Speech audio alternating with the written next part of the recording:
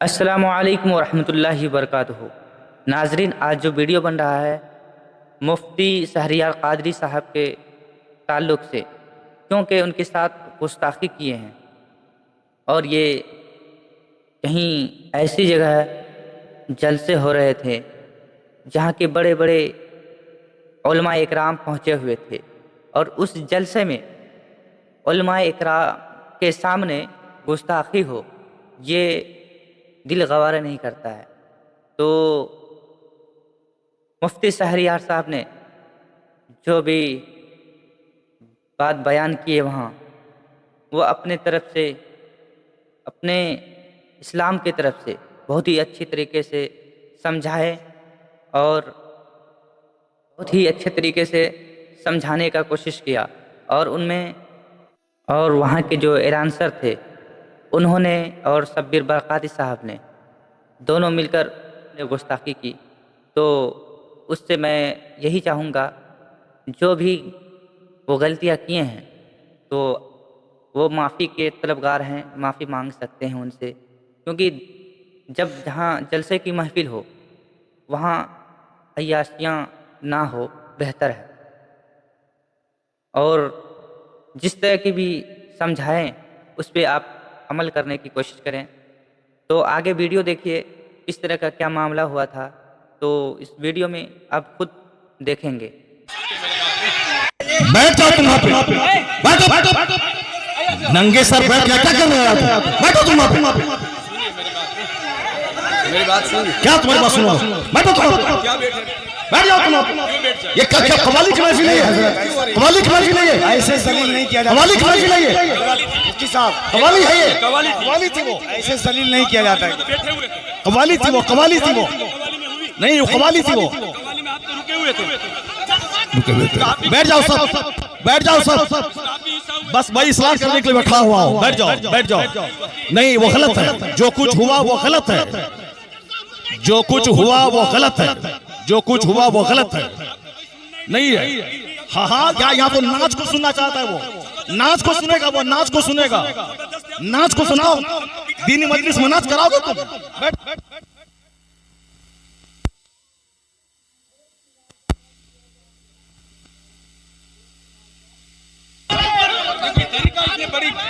आप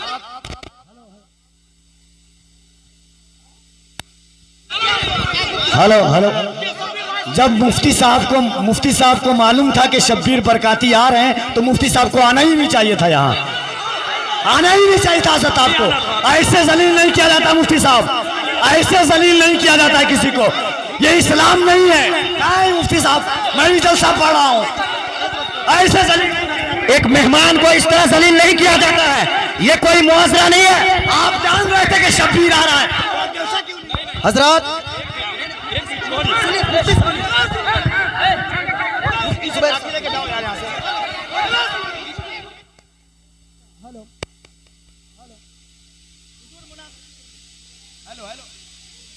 hello hello, बैठिए आप लोग।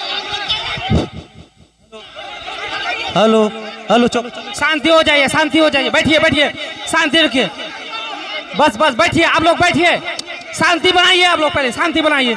हेलो हेलो हेलो, माइक आप लोगों के बीच अल्लामा तौसीफ रजा साहब स्टेज पे हैं, कम से कम इस बात का ख्याल रखिए। तौसीफ मिल्लत आ चुके हैं।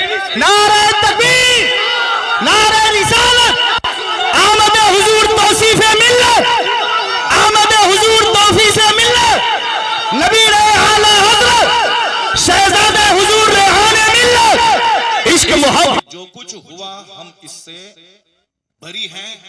कल मत कहना कि मौलाना शहरियार बैठे हुए थे उनके सामने मुजरा हुआ, ये क्या चीज है?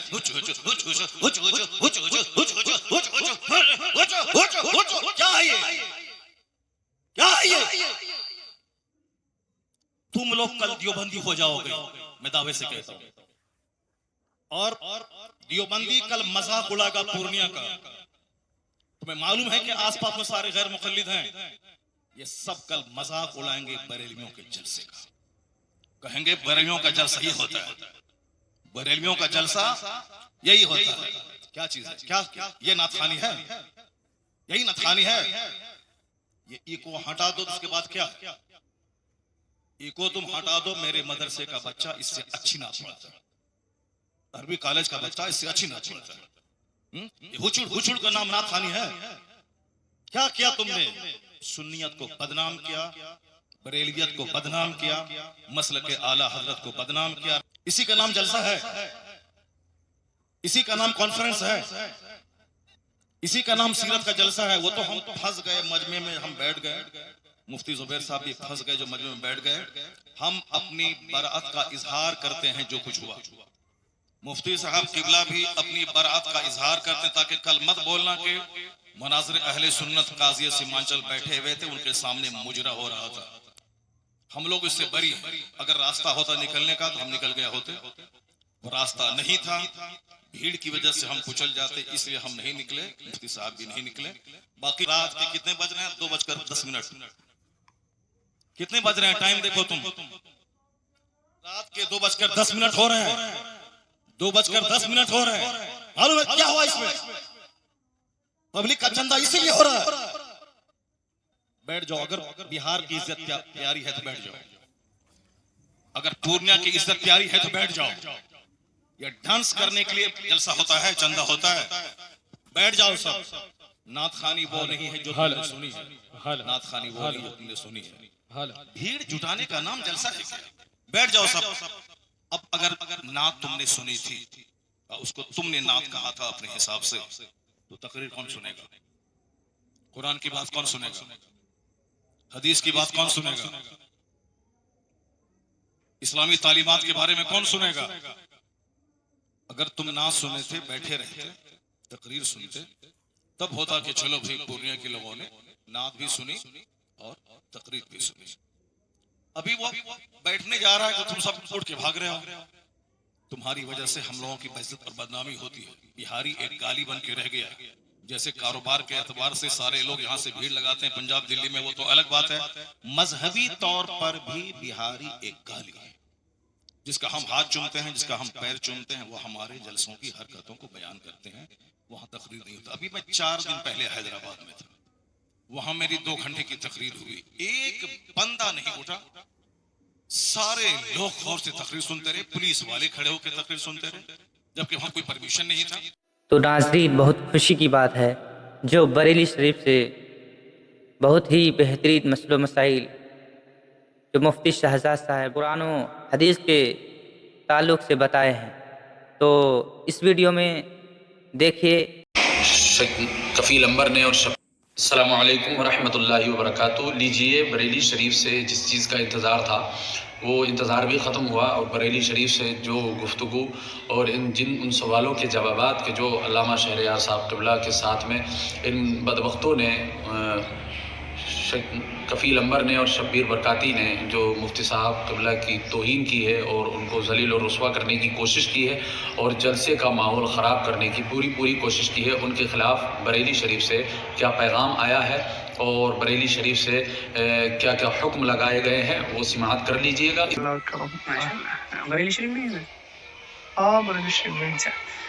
وقت ہے نا حضرت، 2 منٹ کا کچھ عرض کرنا تھا حضرت۔ جی بتائیے۔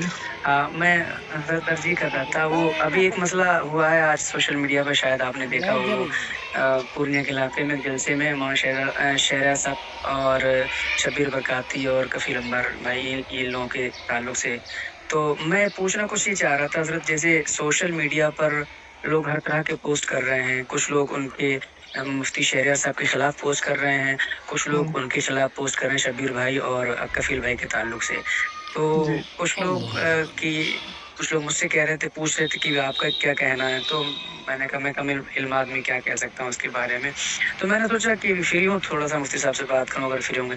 تو عرض یہ تھی حضرت کہ یہ مفتی صاحب نے جو ممبر شریف پہ جو ان لوگوں کی اصلاح کی ہے، اس کے تعلق سے پوچھنا چاہ رہا تھا، چونکہ لوگ کچھ یہ کہہ رہے ہیں نا کہ وہ کہنے کی کیا ضرورت تھی وہیں پر، اور وہ بھی مومن ہے، اس کا دل ٹوٹ گیا، اس طرح سے حضرت بات کرا، تو پوچھنا چاہ رہا تھا، فرمایا حضرت۔ یہ ایسا نا، سوشل میڈیا کے ذریعے مجھے تو کچھ خبر ملی ہے، مجھے بھی کچھ احباب نے اور بھی کلپ وغیرہ بھی بھیجی ہے جی، اور کیونکہ میں تھوڑا مصروف تھا تعلیم میں، جی میں نے بہت زیادہ اس پہ دھیان نہیں دیا، جی، تو اس میں اصل معاملہ کیا ہوا ہے؟ کچھ مجھے تھوڑا سا بتائیں کیا معاملہ ہوا وہاں، تو اس کے بعد بات کو جواب دوں.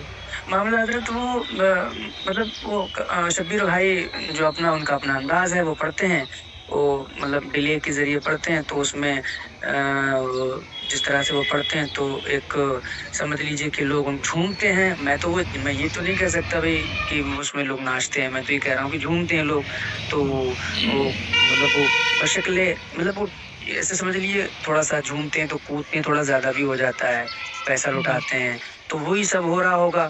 تو حالانکہ وہ اس میں تو ویڈیو میں تو حضرت نہیں ہے، لیکن ویڈیو میں تو وہی ہے، مولانا شہریار صاحب آئے ہیں اور وہ سب جو ہے اصلاح کر رہے ہیں، ڈانٹ رہے ہیں ان لوگوں کو، بس وہی ہے. تو اس کے اوپر وہ جو ہے میں جاننا چاہ رہا تھا حضرت. ہاں بس یہی ہے. دیکھیے، پہلی بات تو یہ ہے کہ سرکار علیہ الصلوۃ والسلام کی جو مدح و ستائش اور آپ کی جو نعت خوانی ہے، جی یہ ایک کار ثواب ہے اور عبادت کا کام ہے. ماشاء اللہ. اعلیٰ حضرت امام اہل سنت رضی اللہ تعالیٰ عنہ نے خود ارشاد فرمایا کہ میں نے نعت خوانی قرآن و حدیث سے سیکھی ہے. ماشاء اللہ. تو اس کا مطلب یہ ہے کہ سرکار علیہ الصلوۃ والسلام کی مدح و ستائش اور آپ کی تعریف اور ثنا خوانی جی یہ قرآن و حدیث میں موجود ہے، یہ ہم اچھی طرح جانتے ہیں. ماشاء اللہ.